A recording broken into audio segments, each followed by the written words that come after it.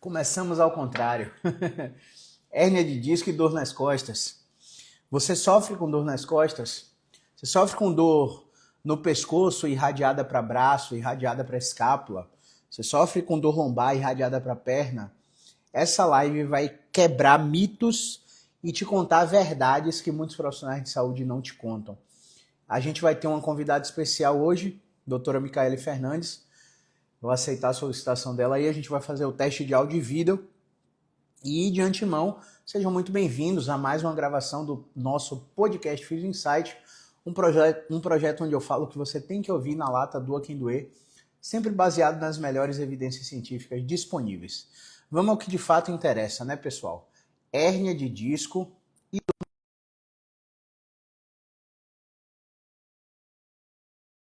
aí, já aceitei aí, Micaele. Pelo menos cliquei em aceitar.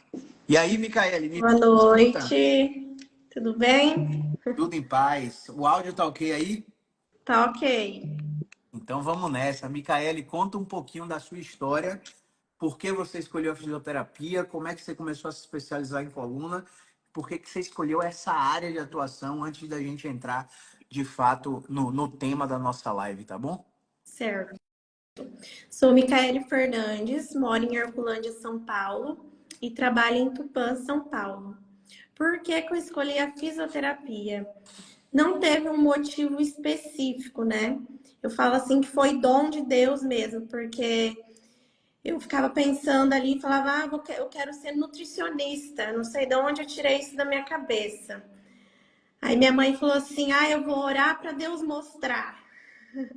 Aí minha mãe orou e mostrou. E acho que foi um dom mesmo. Aí gosto muito de ajudar, de cuidar das pessoas, trazer qualidade de vida. E aí eu comecei a fazer a pós-graduação em ortopedia e terapia manual. E depois comecei a fazer as especialização, fiz quiropraxia e depois especificamente especialização em dor, em coluna e fui fazendo os cursos nessa área. Entendi. Massa. É bom que a gente conversa com um profissional que está estudando a área que atua, porque muitos fisioterapeutas eles caem de paraquedas nessa área, porque é uma área de grande demanda, né? A gente não fica sem paciente. Muita gente tem dor, muita gente principalmente tem dor na coluna, mas é importante salientar que precisa se especializar, porque a ciência muda o tempo todo, para a gente estar sempre oferecendo o melhor. Mas vamos lá, vamos ao que interessa, Micaele. Quando o paciente te pergunta o que é hérnia de disco, o que você explica para ele aí dentro do consultório? Certo, vamos lá. Aqui a gente tem uma vértebra lombar e nessa vértebra a gente tem o disco. Qual que é a função desse disco? Ele serve para amortecer impacto e receber carga. Lá dentro desse disco a gente tem o núcleo pulposo cheio de líquido. E aqui nessas linhas a gente tem um anel fibroso. Quando esse anel fibroso ele é rompido, o núcleo pulposo extravasa para fora e pinça o nervo em amarelinho. E aí a pessoa vai ter os sintomas, né? Mais predominante abaixo do joelho, como choque, formigamento, dormência, perda de força, não vai conseguir ficar na ponta do pé e no calcanhar, perda de sensibilidade. Então, basicamente, essa é a definição de hérnia de disco. Maravilha. Se a gente for analisar os pacientes que têm dor na coluna, muitos deles saem correndo atrás de ressonância e a ressonância ela mostra as alterações compatíveis com idade, com gesto de trabalho, com atividade esportiva e muitas dessas alterações começam com degeneração e desidratação discal, né? Então, a hérnia de disco seria, ao meu ver, a evolução dessas alterações, mas não necessariamente ela causaria sintoma e a gente vai conversar sobre isso daqui a pouco. Mas tá, você falou sobre os sinais, sobre os sintomas que o paciente com hernia de disco tem, mas o que é que impacta na função do paciente? O que é que ele geralmente chega aí dizendo que deixou de fazer? Quais são os impactos funcionais desse problema? A dor lombar, né? Ela é aquela dor mais incapacitante. 80% já experimentaram essa dor lombar, apresenta hérnia de disco, mas nem sempre a causa da dor é a hérnia de disco.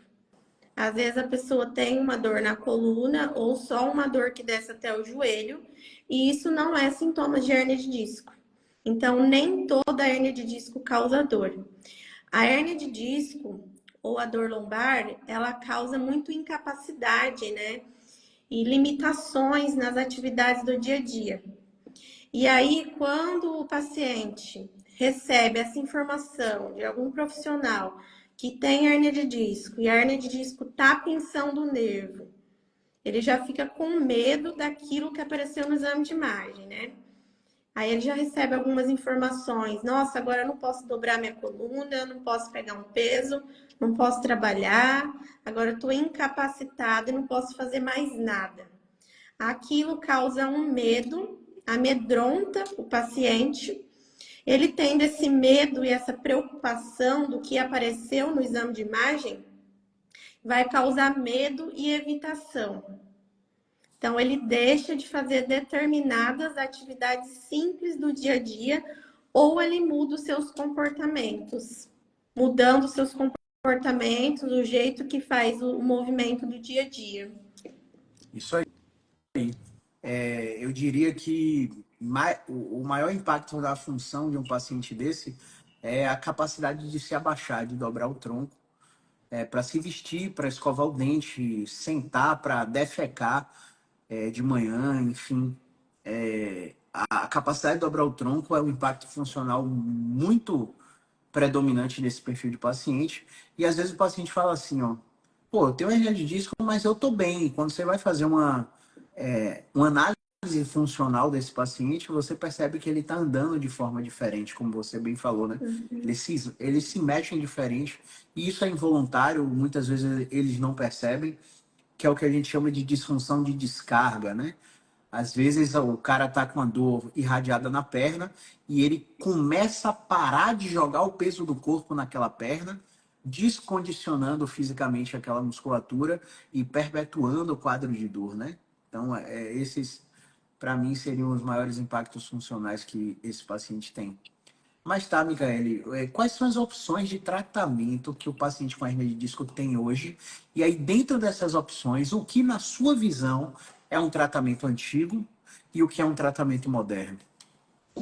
Atualmente, é o tratamento medicamentoso, fisioterapia com exercício, educação em dor e terapia manual se for preciso, né? Porque é o exercício que vai gerar autonomia e gerenciamento da dor.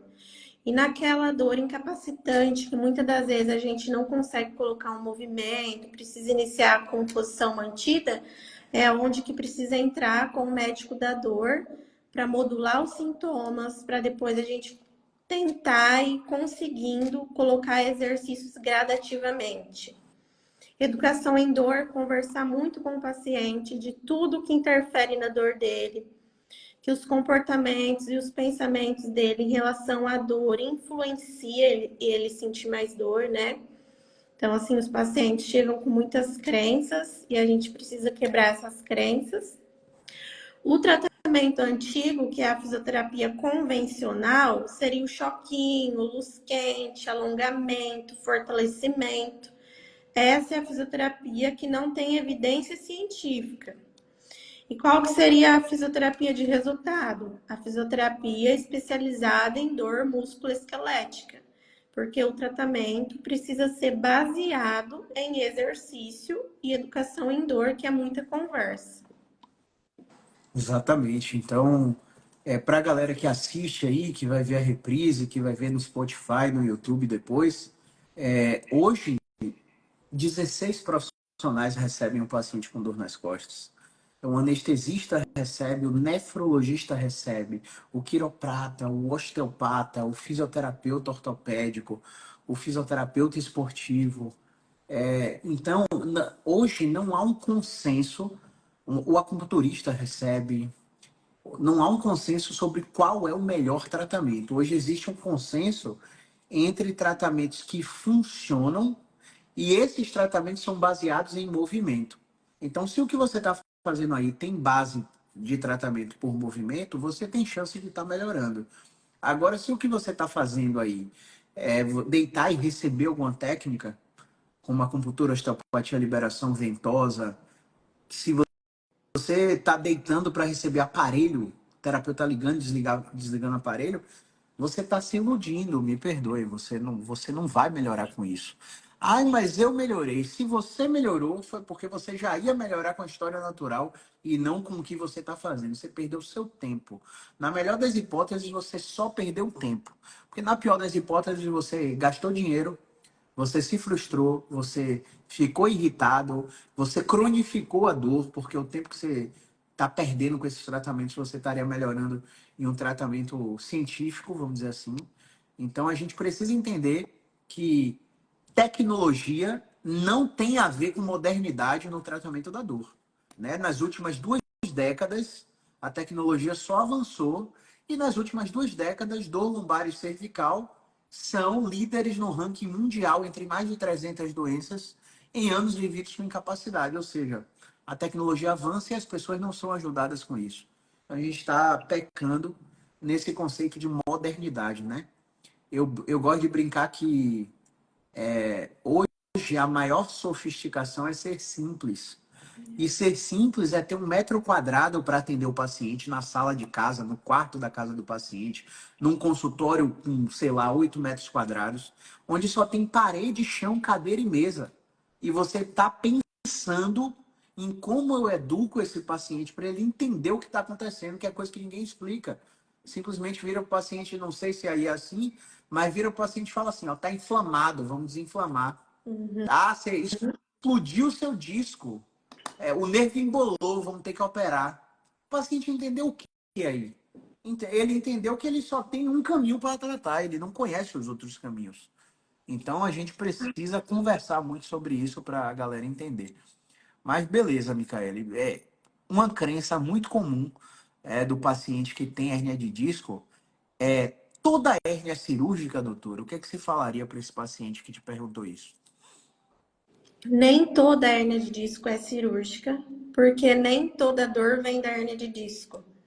Então, assim, ele só deve considerar para uma hérnia de disco que pode ter a possibilidade de ser cirurgia se ele apresentar alguns desses fatores, né? Que seria ou algo grave, ou que a dor pode vir da hérnia de disco, né? Não tá conseguindo ficar na ponta do pé, não tá conseguindo ficar no calcanhar, incontinência urinária ou fecal, perda de sangue na urina ou nas fezes, perda de peso abrupta, perda de sangue na urina ou nas fezes, né? Perda de força progressiva. Então, assim, esses são alguns dos fatores que pode ser grave, né? Anestesia em cela, quando a pessoa, o paciente não sente essa região da pelve, que pode ser síndrome da cauda equina, pode ser que seja alguma coisa grave e precise da cirurgia. Porém, o tratamento conservador é a melhor opção, porque ele deve deixar para fazer o tratamento invasivo na segunda opção.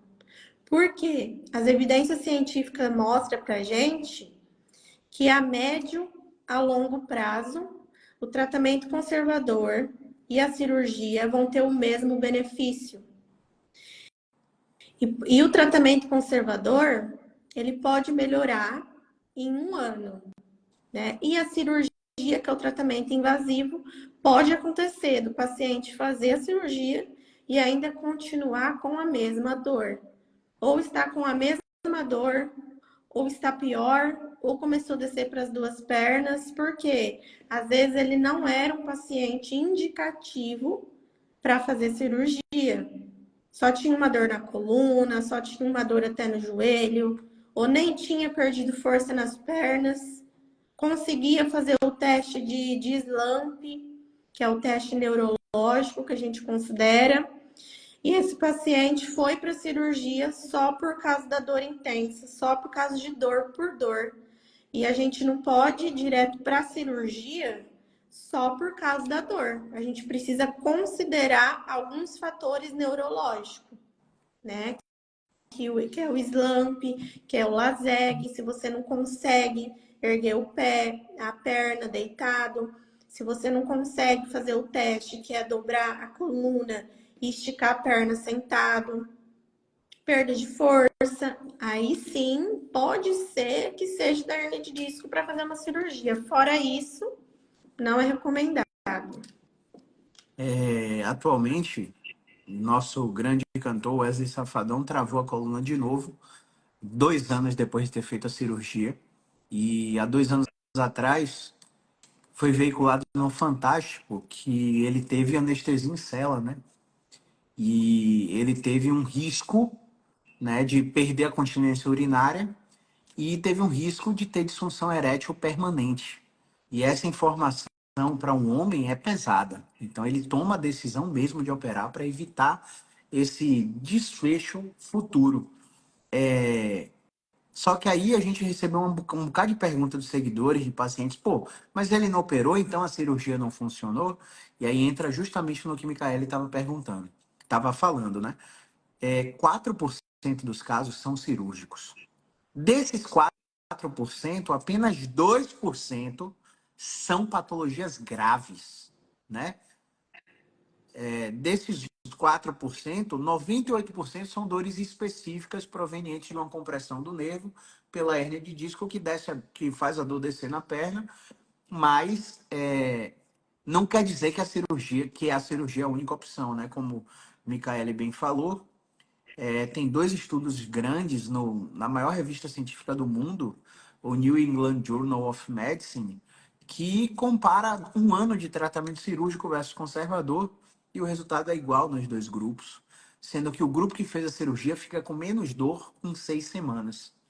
Só que quando você pergunta para o grupo que ficou com menos dor se ele recuperou a função, ele preferiria recuperar a função e tolerar mais algum tempo de dor. E quando eu falo de função, eu falo de você voltar a fazer sexo com seu marido. Quando eu falo de função, eu falo de você conseguir carregar seu neto no colo, brincar com seu filho de futebol, tolerando dor, mas recuperando a função. E às vezes a pessoa melhorou da dor e não recuperou a função, porque a cirurgia não recupera a função, quem recupera a função é a fisioterapia. Então, na melhor das hipóteses, o paciente tem que apresentar tudo isso aí que Micaele falou e não responder ao nosso tratamento. Isso é, a gente chegou lá, a gente propôs 1 ano de tratamento, né? E aí a gente começou a atender esse paciente. Chegou na semana 6, na semana 8, o cara não está evoluindo. A gente encaminhou para o anestesiologista para fazer um bloqueio transforaminal e até 3 bloqueios no intervalo de 45 dias. A cada 15 dias, um. E esse cara continua na fisioterapia com a gente. Mesmo na fisioterapia com bloqueio, esse cara não está evoluindo. E aí você começa a analisar o contexto do paciente, a avaliação da vida dele. Se ele é casado, se ele tem filhos, se ele trabalha com o que gosta, como é que está a atividade sexual, o que é que ele faz de lazer e etc. E você começa a identificar que esse cara não tem barreira de recuperação, não tem prováveis problemas de saúde mental, como estresse, ansiedade, depressão e por aí vai. Não tendo essas barreiras de recuperação, a gente avalia o risco de cirurgia. E aí, Caio, pô, mas eu perdi meu tempo com você já que eu vou operar? É claro que não. Você fez a fisioterapia pré-operatória. E quando você operar, a sua reabilitação pós-operatória vai ser muito melhor porque você já começou o trabalho antes. Então nunca vai ser perda de tempo começar na fisioterapia. A fisioterapia é a tentativa de tirar essa pequena margem de 4% dos casos da cirurgia. Muitas vezes tem sucesso, outras vezes não. Só que quando não tem sucesso, a gente sabe reconhecer e identificar para encaminhar esse paciente. Então, saber disso é muito importante. Micaele, por que todo paciente deveria escolher a fisioterapia como tratamento prioritário? Então, sempre falo que o tratamento conservador é a melhor opção. Então, pergunta assim: o que é melhor para você? Tentar o tratamento conservador ou já ir direto para o tratamento invasivo, que pode ser que você não melhore, passou por aquele tratamento invasivo que pode ter as consequências da cirurgia e ainda pode ser que não melhore. Então, a gente tenta o tratamento conservador Se chegou em 6 semanas, 8 semanas, e esse paciente vai tendo uma piora progressiva, ele não melhora a força, vai perdendo cada vez mais força, aí ele pode ser indicativo para cirurgia. Porém, ele precisa tentar o tratamento conservador primeiro. Até porque ele fazendo o tratamento conservador, caso ele precisa fazer a cirurgia, a recuperação dele vai ser até melhor, né? Porque ele fez o tratamento conservador antes. E aí, muitas das vezes, o paciente já quer optar para a cirurgia porque quer livrar daquela dor. E aí, às vezes, até ameniza imediato, mas não melhora a capacidade funcional. Vai melhorar a dor, mas a função, que é fazer a atividade do dia a dia, não melhora, né? Então, assim, o tratamento conservador sempre é a melhor opção. É mais demorado? É a médio a longo prazo, durante um ano? Porém, você não vai logo fazer o tratamento invasivo. Precisa ter um comprometimento, uma disciplina, né? E para recuperar a função. Então, recuperar a função é bem melhor. Você pode estar com alguma dorzinha ali, mas você está conseguindo fazer as suas atividades do dia a dia. Dá prioridade, né? Isso. E ó que louco, né? Tem um estudo americano que comparou o paciente que vai para fisioterapia e o que vai para ortopedista. E esse estudo mostrou que o custo efetivo total do tratamento para quem vai para o fisioterapeuta primeiro é de US$ 2.700 a menos. Ah, mas eu não tenho esse dinheiro para gastar, meu amigo. Isso é um cálculo da vida de dor do que você gastou com tudo: remédio, tempo, transporte e diversos outros profissionais. Quando você para contar tudo que você já investiu para tentar tratar sua dor de uma maneira efetiva, cara, você já gastou muito dinheiro. E aí, quando você encontra um profissional que trabalha com base em ciência, é óbvio que vai lhe parecer caro, porque você não está pensando só na grana que você perdeu. Você está pensando em toda a jornada de frustração que você já teve. E a gente entende que é difícil acreditar no que a gente fala aqui, mas a gente quer o seu benefício para a dúvida. A gente quer que você pelo menos cogite, pô, será que essa não é uma possibilidade? Porque se você vier para a gente com o benefício da dúvida, a gente vai te mostrar por que o nosso tratamento deveria ser uma prioridade na sua vida. E aí, tudo melhora. Tudo melhora porque você está fazendo um tratamento com um profissional que estuda o seu caso e você está fazendo um tratamento com um profissional que realmente é especializado naquilo. O cara olhar para o paciente com dor nas costas e, ai, bora fortalecer, bora alongar, bora ligar e desligar no aparelho.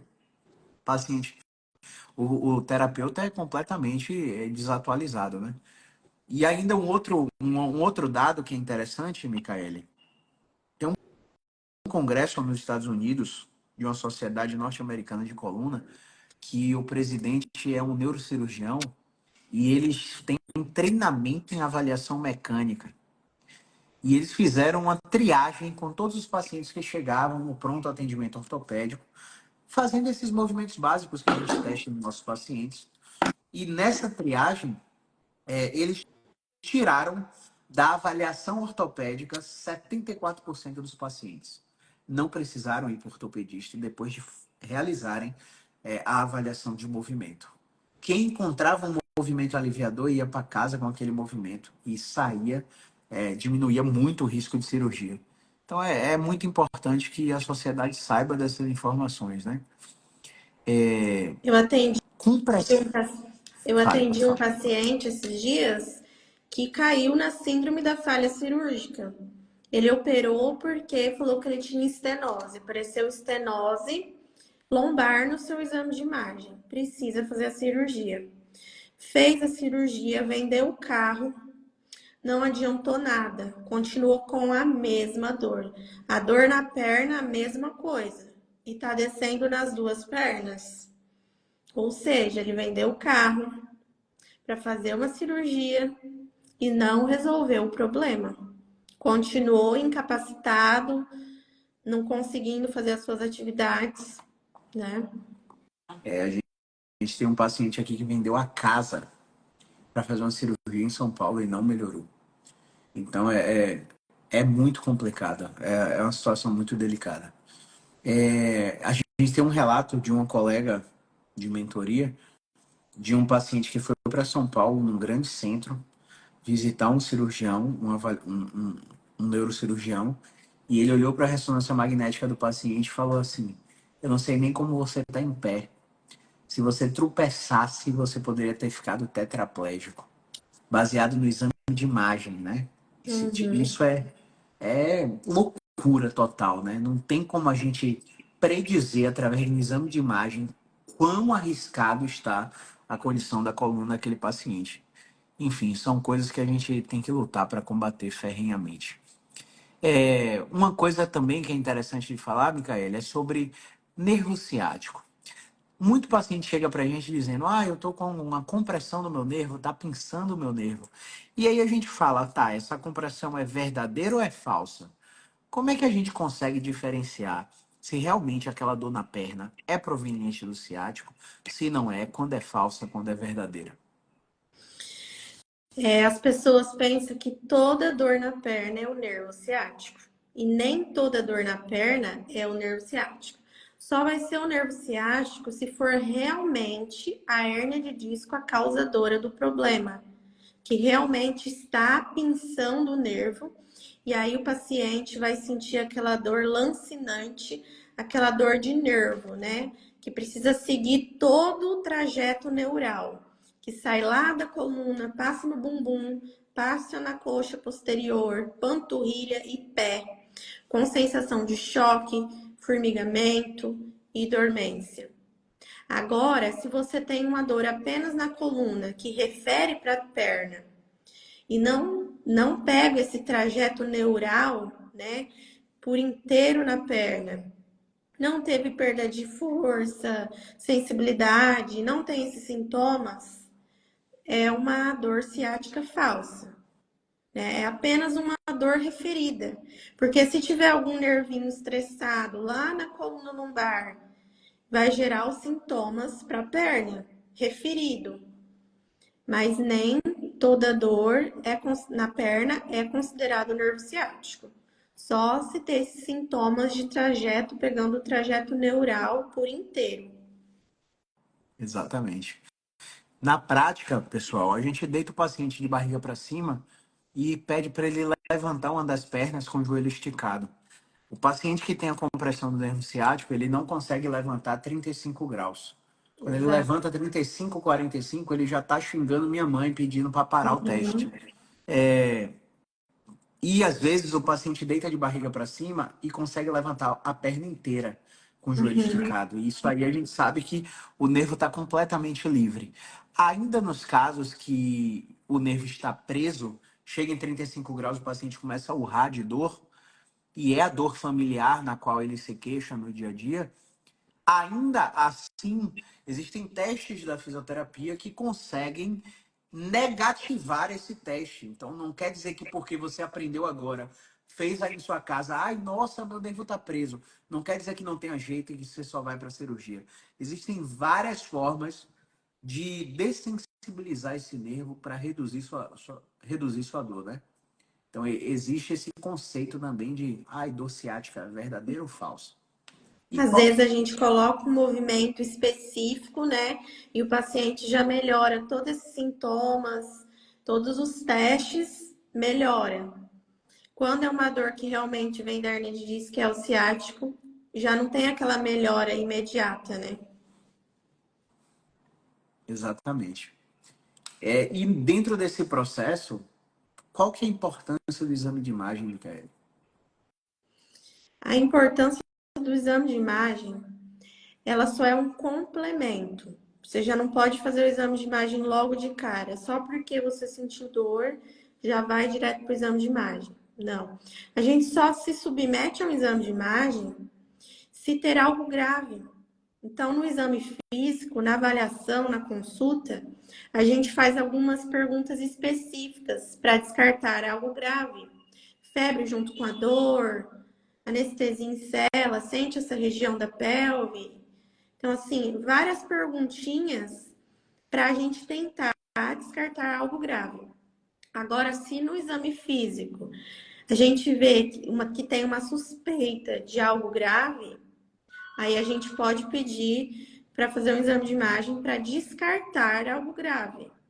Fora isso, o tratamento, o exame de imagem não vai ajudar no seu tratamento, não vai modificar o seu tratamento. Pelo contrário, só vai trazer medo, preocupação e ansiedade, e intensificar a dor, né? Então, muitos falam assim, eu vou marcar consulta, mas eu vou esperar sair meu exame de imagem, porque eu acho melhor esperar sair o exame de imagem. Não, o exame de imagem não vai ajudar no tratamento, só vai piorar, porque a hora que você olhar aquele monte de alteração, vai aumentar o seu medo, a sua ansiedade, a sua preocupação, e o tratamento não vai mudar em nada com o exame de imagem, porque a gente só olha exame de imagem se a gente suspeitar de algo grave. E exatamente para suspeitar de algo grave, a gente faz todas as perguntas que você já falou, né?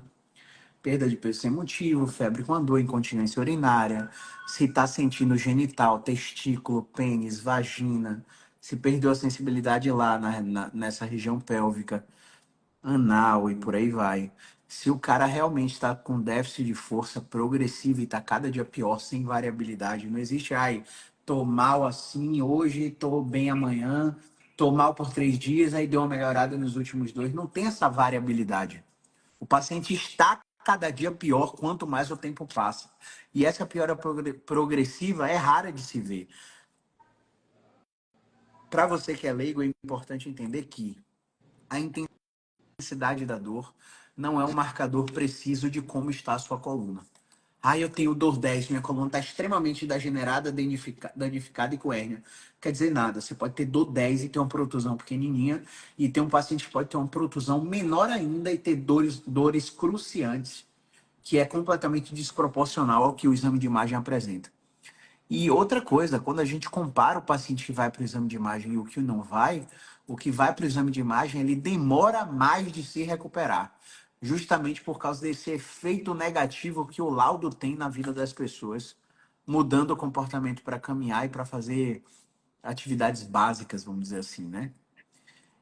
Quais são as crenças mais comuns dos pacientes com hernia de disco, Micaele? Fala um pouquinho para a gente aí.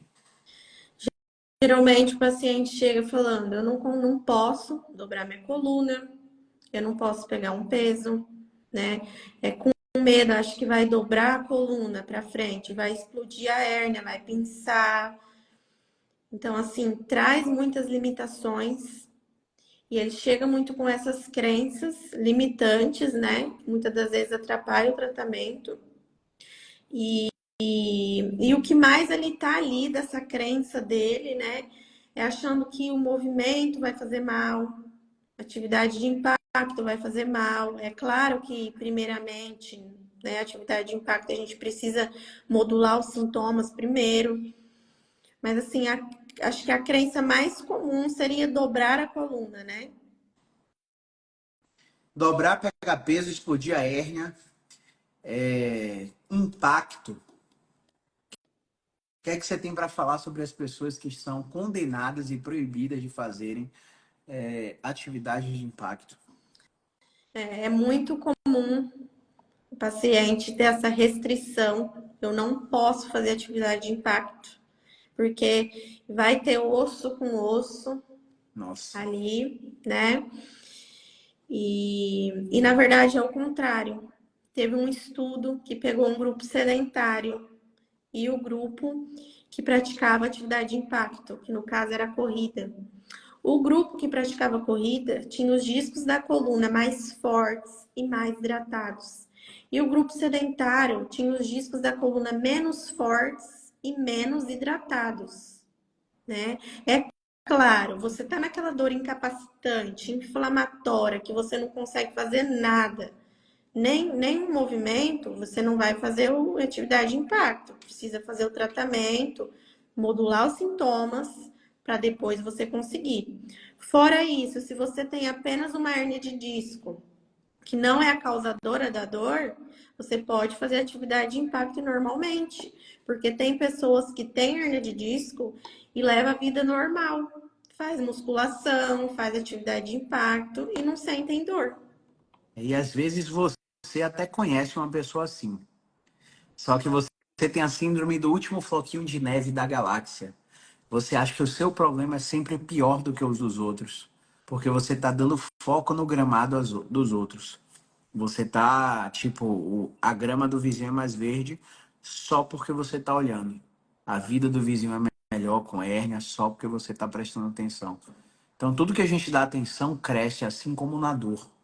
E existe um comportamento que a gente que influencia no estado de vigilância do corpo, que é o comportamento de ficar se palpando, pegando na região que dói, alongando, massageando o tempo todo a região que dói. Isso, na nossa ótica, é terminantemente proibido para quem tem dor há mais de 3 meses.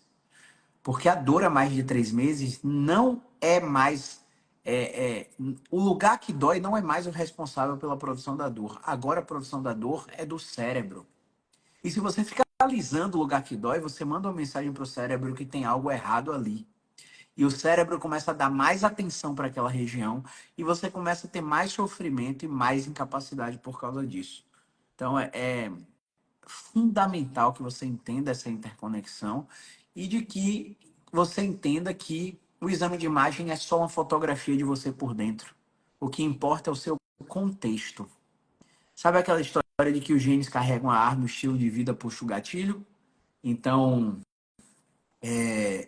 se você tem um pai fumante e você já fumou, você saber que fumar causa câncer de pulmão porque a foto da carteira de cigarro estava ali, não fazia você mudar seu comportamento.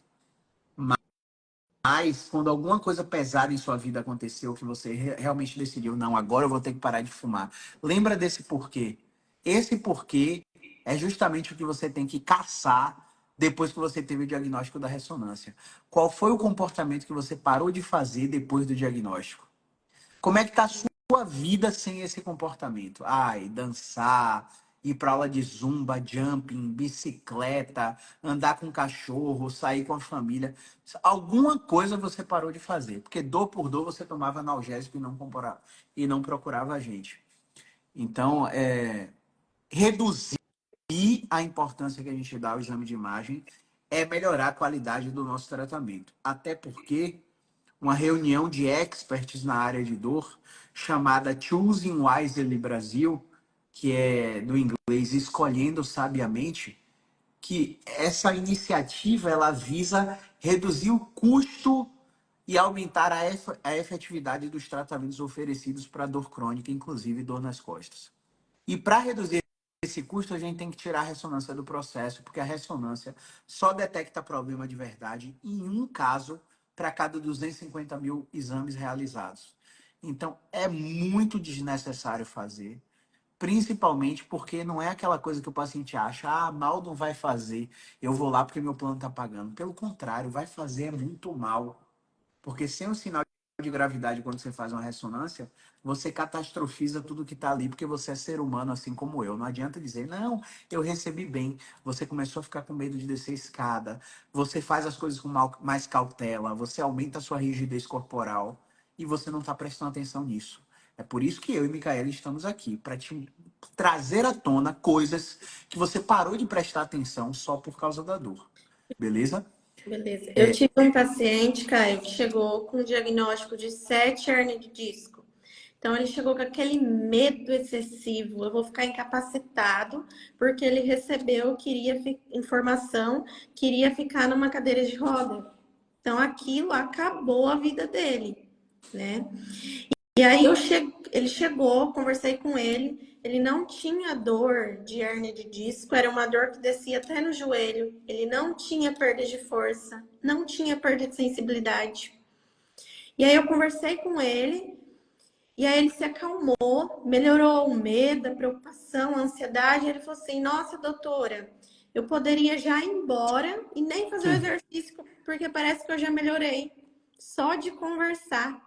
Então, assim, a informação que o paciente recebe influencia totalmente na mudança de comportamento e no que ele vai pensar em relação àquela dor.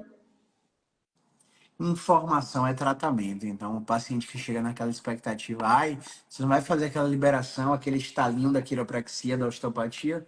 Não, eu vou fazer o que é que você precisa receber. E aí eu só vou descobrir o que é que você precisa te avaliando. Então, quando a gente avalia, a gente vê que o paciente acredita em um bocado de coisa que não tem mais fundamentação nenhuma para o problema dele.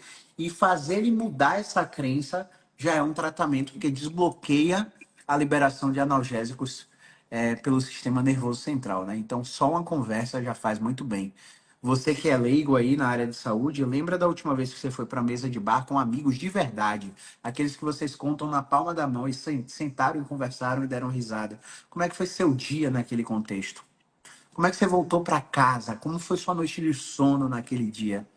Né? Então não ache que porque você foi no fisioterapeuta, sentou, ele te ouviu e conversou com você e não fez nada de toque físico que você não foi atendido. Você foi muito bem atendido. E se você quiser saber, na real, hoje o tratamento científico para dor crônica, ele não exige que a gente toque no paciente.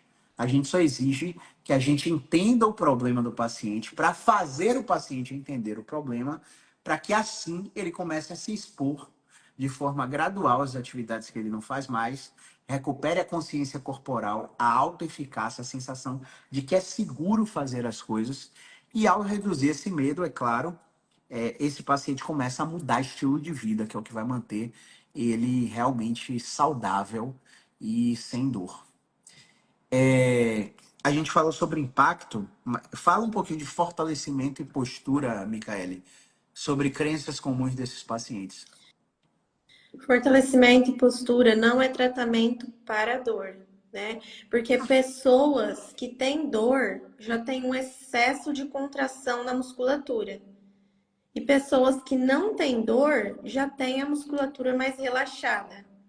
Então, se você tem dor e já tem um excesso de contração, um excesso de ativação muscular, por que que você vai ficar fazendo fortalecimento abdominal, prancha? Você vai estar contraindo ainda mais aquela musculatura que já está rígida, aquela articulação que já está com muita rigidez e com muito excesso de contração. E isso vale para a postura também, né? Se você fica tentando manter a postura elegante o tempo todo, também vai causar um excesso de contração e ativação muscular. E você vai sentir a necessidade de relaxar, porque não tem a relação, não tem relação postura com dor. Não é isso que a evidência científica mostra pra gente. Porque o que traz dor é a longa permanência. Você ficar por muito tempo na posição vai te trazer dor. E você precisa mudar de posição. Mas não é a postura. Isso é uma crença muito comum que as pessoas pensam que precisa mudar a postura, ajeitar a coluna, porque está tendo dor por causa daquela postura. E não tem relação postura com dor, e sim a longa permanência naquela posição. Aí eu gosto de falar para você que é leigo o seguinte: você faria uma cirurgia no olho com açougueiro? Provavelmente não. Você perguntaria a seu motorista qual é o antibiótico para sua filha que está com infecção na garganta? Provavelmente não. Então, quando você quer tratar a dor com um educador físico, o que você escuta é isso: vamos fortalecer e vamos alongar. E fisioterapeutas que são despreparados e desatualizados também te dizem isso. Quando você quer procurar tratar dor dentro da fisioterapia com um médico, porque o paciente procura. Não, eu só vou para fisioterapia depois do médico. Aí o médico fala: você precisa de pilates, você precisa de hidroterapia, você precisa de osteopatia. E você vai procurar o especialista que o médico mandou. Só que o médico não entende nada de fisioterapia. E aí eu gosto de dar o exemplo clássico aqui. Qual que é o exemplo clássico? Se eu estou com a dor abdominal no hipocôndrio esquerdo, eu acho que é dor de estômago, porque o meu estômago está no hipocôndrio superior esquerdo. Beleza? Aí eu vou aonde? Vou no gastro. O gastroenterologista. Eu, leigo, Digo que a dor na minha barriga é o estômago. Olha o grau de certeza da pessoa. É o estômago. Vou no gastro. Aí tomo o omeprazol 6 meses. Quando passo o omeprazol, a dor volta. Aí faço endoscopia, mato o H. pylori, repito a endoscopia, não tem mais H. pylori, a dor volta. Aí quando você calça o chinelo da humildade, vai no clínico geral e o cara faz toda a propedêutica clínica para te avaliar como deveria ser, ele descobre, ó, tá parecendo que você tá com pedra no rim. Você tá bebendo água? Não. Vamos fazer um ultrassom de vias urinárias? O cara faz um ultrassom de vias urinárias, manda pro nefro, o nefro confirma que tem pedra no rim, faz uma litotripsia, acaba com a pedra, do nada a dor que eu achava que era no estômago sumiu. Por quê? Porque o erro do paciente é procurar o especialista. Você não tem que ir no osteopata porque sua avó melhorou com osteopatia. Você não tem que ir no acupunturista porque seu tio faz acupuntura e adora o cara que é acupuntura porque é amigo dele. É um amigo dele de colégio, da época que ele estudava. Você não tem que ir para a fisioterapia do ambulatório tal porque tua tia faz lá e melhorou. Você tem que ir para o fisioterapeuta clínico. O fisioterapeuta clínico, ele vai saber, dentro das 46 técnicas de fisioterapia, qual é que você precisa. Não é o médico que diz isso. Não é educador físico que te diz isso. Não é nutricionista, não é psicólogo que te diz isso. Então, a gente precisa buscar especificidade, é verdade. Mas antes de buscar especificidade, a gente precisa dar o benefício da dúvida, como eu falei anteriormente. Ó, eu vou lá para saber qual era a opinião dele. Eu não vou lá, Micaele, eu quero acupuntura hoje, eu preciso de suas agulhinhas. Micaele, ou dá aquele estalinho em mim, Micaele, é tão bom. Tem funcionado? Não tem funcionado. Toda hora você precisa do estalo de novo. Toda hora você precisa da acupuntura de novo. Você nunca fica independente. Eu quero que sua dor melhore com você sabendo fazê-la melhorar. Não dependendo de mim para te fazer melhorar. Imagine, Deus livre e guarde, eu sofro um acidente de bicicleta aí. E aí? Ah, vou trocar de físio. Massa. E se o cara não trabalhar assim com autonomia? Se o cara ficar te estimulando dependência o tempo todo? Você não vai melhorar nunca, né? E isso é um princípio que a gente segue de proporcionar autonomia em todas as instâncias para o paciente, né? O paciente realmente não depender da gente. Então, batemos em fortalecimento, impacto, postura. Tem mais alguma que você acredita que seja importante? Desmistificar?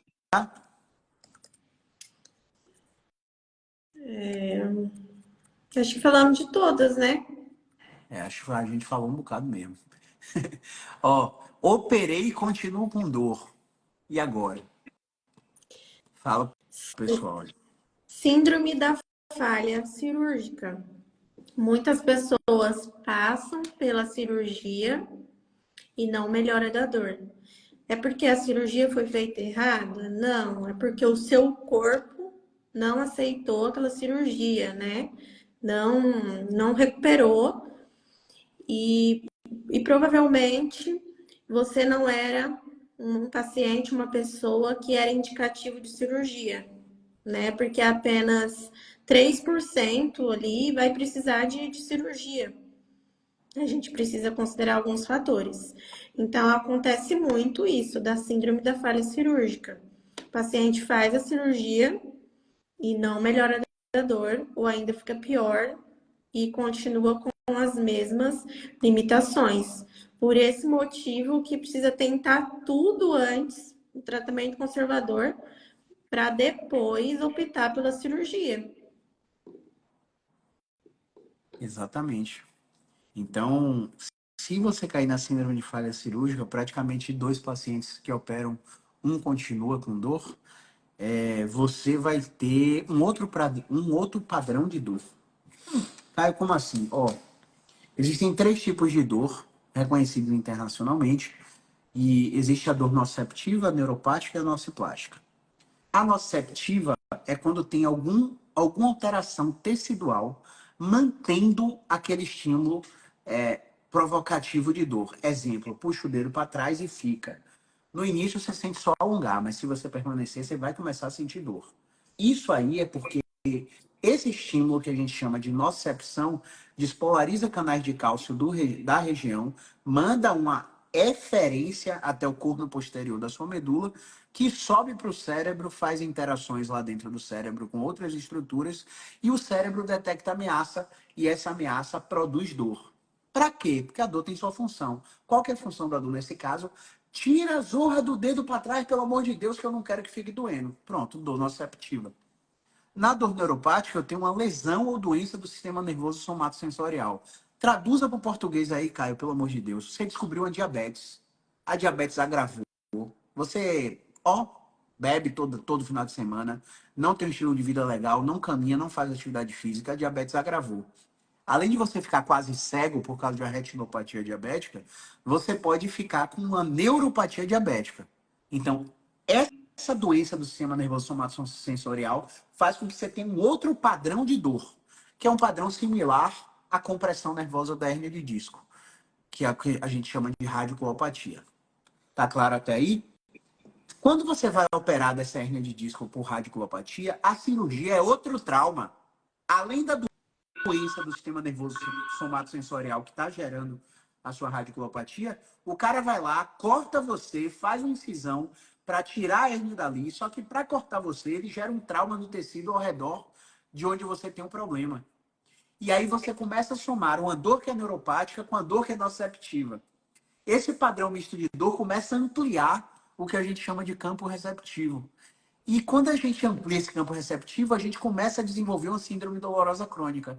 Agora eu tenho um padrão triplo de dor com a dor nociceptiva, neuropática e nociplástica. E aí eu vou traduzir para você agora. A dor nociplástica é uma falha no processamento do sistema nervoso central. O que quer dizer isso? No bom e velho português, o ar-condicionado não vai produzir calafrio em você. O ar-condicionado vai produzir dor em você. O vento do ventilador na sua pele vai produzir dor em você. Você não vai sentir só o vento bater na pele, você vai sentir dor. Se o cara for fazer um cafuné na sua cabeça para te fazer um carinho, você vai, ai, tá doendo. Ai, não me abraça, não me aperta muito não. Imagine o quanto você se afasta da sua vida e das coisas boas da vida só porque tomou uma decisão equivocada para tratar a sua dor. Só porque não procurou um profissional que realmente trabalhe cientificamente com você. Então,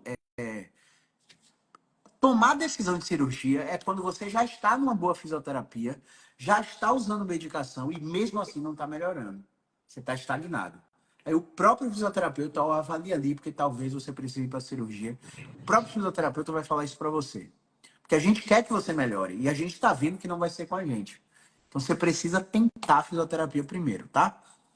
Micaele, combinação de fisioterapia, medicação e psicologia. Por quê? Certo. Quando você está naquela fase aguda, inflamatória, incapacitante, que não consegue fazer os movimentos, porque está naquela fase muito inflamatória, precisa do médico da dor, ou anestesiologista, anestesia, para estar fazendo ou bloqueio, né, a infiltração, ou medicamento, para estar modulando os sintomas, para depois a gente conseguir englobar os exercícios gradativamente. Psicóloga, porque o seu emocional, o seu contexto de vida emocional, social, vai interferir e influenciar na sua dor. Porque a dor, ela não é só o físico, ela tem relação com pensamento, emoção e sensação. Então, o seu contexto de vida emocional, ansiedade, estresse, preocupação, problemas no trabalho, qualquer problema que for, pode ser barreiras de recuperação. Às vezes o paciente está até melhorando, ele tem um exercício que melhora, mas fica com aquela ansiedade, com aquele estresse, problemas no trabalho, sobrecarga, excesso de demanda, perpetuando, persistindo, e ele não consegue gerenciar sozinho. E aí precisa da psicóloga cognitivo-comportamental, especialista nessa área, para ajudar a gente no tratamento. Porque o seu emocional vai interferir nessa dor o tempo todo. Pode ser barreiras de recuperação para a gente. Muitas das vezes a gente não consegue evoluir e a gente não pode negligenciar tudo isso. Exatamente. Gente, existe uma tríade cognitiva que faz com que você continue com dor. Você lembra do exemplo que eu dei sobre se você tropeçar, você ficaria tetraplégico? Depois de receber uma informação dessa, como é que você anda? Você anda com cautela, você anda apreensivo, você anda tenso, você não quer tropeçar de jeito nenhum. Quando você recebe uma proibição de agachar na academia, como é que você senta no vaso sanitário para cagar? Você senta no vaso sanitário totalmente se adaptando àquilo por causa do medo. Então a tríade cognitiva fala o quê? O que eu penso influencia no que eu sinto e muda como eu me comporto.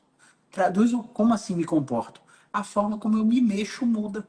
Porque eu estou pensando negativo, gerando uma emoção negativa, e para me afastar dessa experiência negativa, eu tenho que evitar as coisas que eu temo.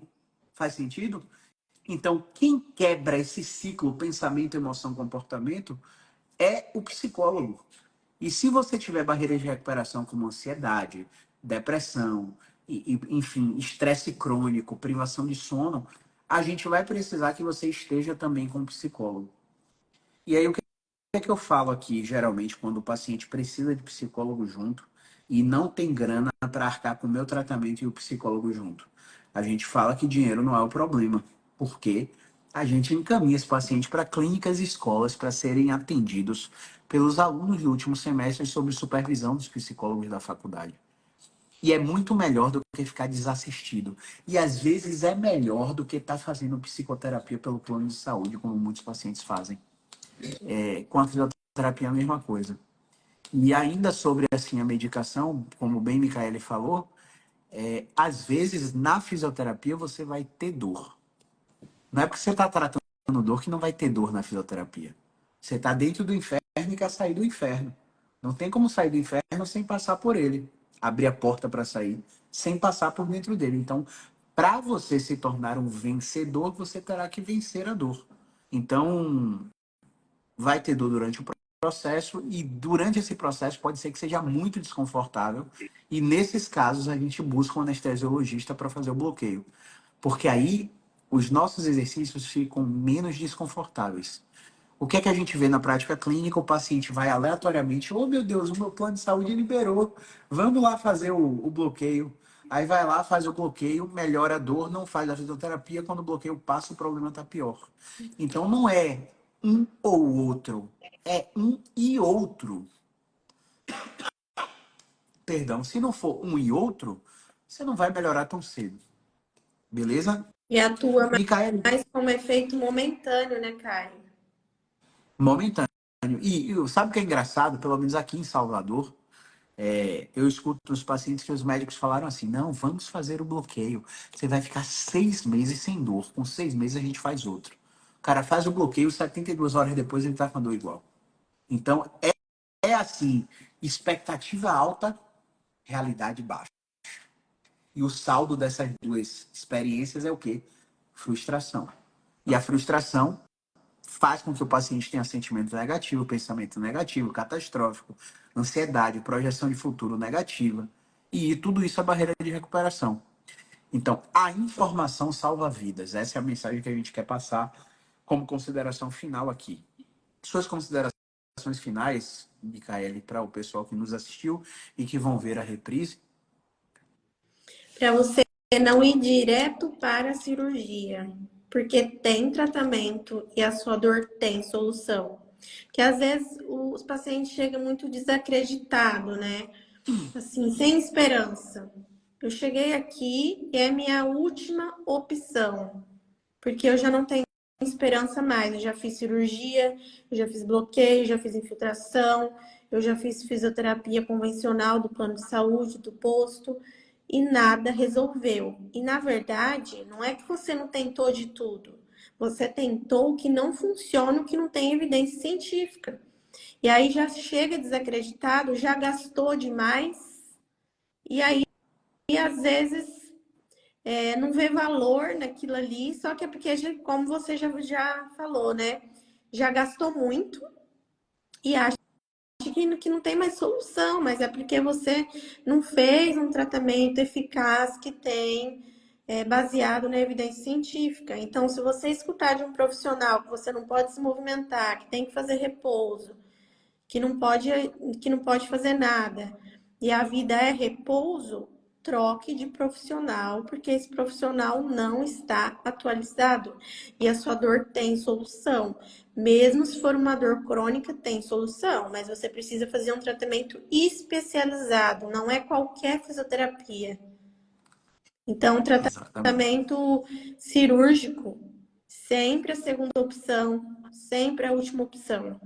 Precisa fazer o tratamento conservador, porque até se você for se submeter à cirurgia, o tratamento conservador vai te ajudar até na sua recuperação da cirurgia. Com certeza. Então, chegou uma pergunta aqui da Eliane. O que fazer quando o atleta está com dor? Se não é fraqueza, você para os treinos? E aí, Micaele? Como? Não entendi a pergunta. O que Ó, fazer? o que fazer quando um atleta está com dor?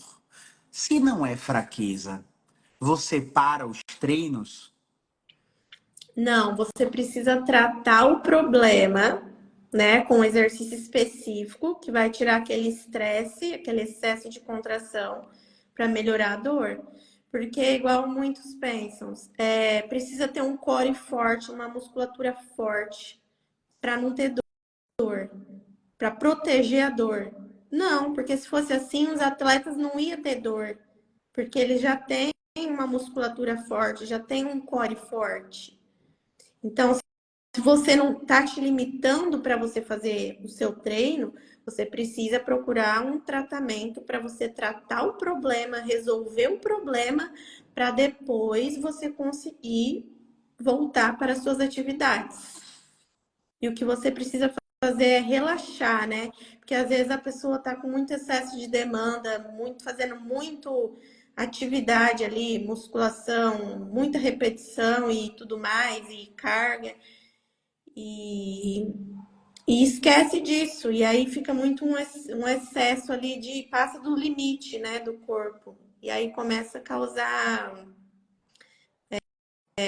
como a gente pode falar, igual você fala, aquele efeito que o exercício é Overtraining. lixo, né? É lixo ou é benéfico. Se ultrapassar a sua dose, Começa a gerar vai malefício. Isso aí. sentir. Isso aí. Então, respondendo a Eliane aí, não é uma prioridade que a gente pare os treinos se o atleta está sentindo dor, né? É difícil lidar com o atleta porque ele já tem autoeficácia muito boa, ele já tolera a dor demais, ele geralmente não reclama de dor para não se afastar dos treinos. É difícil lidar porque ele já está forte e ele já faz exercício, e aí às vezes o fisioterapeuta tem uma crença, eu vou botar mais exercício para ele, mas ele já faz exercício, ele não vai querer fazer meu tratamento. O grande lance é a dose. Quanto que ele está fazendo? Você é capaz de rastrear? É. Então, se você é capaz de rastrear, você é capaz de quantificar. Se você é capaz de quantificar, você é capaz de dosar. Coloque a dose dos exercícios dele dentro da esfera de volume mínimo efetivo e de volume máximo recuperável. Não interessa se ele faz crossfit, não interessa se ele faz musculação, se ele faz corrida, se é atletismo o esporte dele. Coloque ele entre o VME e entre o VMR. Se isso não funcionar, você precisa encontrar ou preferência direcional, ou habituação, ou violação de expectativa. Se você não, se você não encontrar nenhum dos três, é porque você não avaliou direito. Primeiro de tudo é diagnosticar o paciente. O que é que ele tem? Tratar de acordo com aquele diagnóstico. Não está funcionando, rastreia o volume e faz o tracking. Não é para sair já fazendo tracking em todo mundo. Então, o paciente vai entender que você não é qualquer uma quando você abordar o paciente dessa maneira. Preferência direcional, não. Habituação, não. CPM não está íntegra. Violação da expectativa na conversa, pô, teve. Beleza, o que é que eu vou aproveitar aqui da linha do tempo? Qual que é o bright spot dele? Qual que é o comportamento que ele fazia antes da dor que agora ele não faz mais? Será que se ele voltar a fazer, ele tem algum benefício? Será que eu consigo adaptar o movimento que ele está fazendo com dor de alguma forma, distribuindo esse movimento entre outros segmentos articulares. Enfim, tem uma miscelânea de possibilidades para você tratar, seja atleta ou não seja atleta. Beleza? Então acho que é isso, Micaele. Algo mais a declarar? Acho que é isso, Caio. Maravilha. Então, obrigado pelo seu tempo. Tá destravada com sucesso. Espero que as próximas lives sejam sucesso como essa foi. E vamos para cima. Qualquer coisa, estamos no grupo aí. Vou deixar salva a live. Tem caixinha de pergunta nos stories. Coloca uma caixinha de pergunta no seu também. Quando eu encerrar essa live, eu vou te convidar como colaborador para aparecer no meu perfil e no seu perfil. E aí você reposta aí para sua audiência e vai transmitindo essa mensagem para o resto do mundo, beleza? Beleza. Boa Valeu, um noite. abraço. Boa Abraço. noite.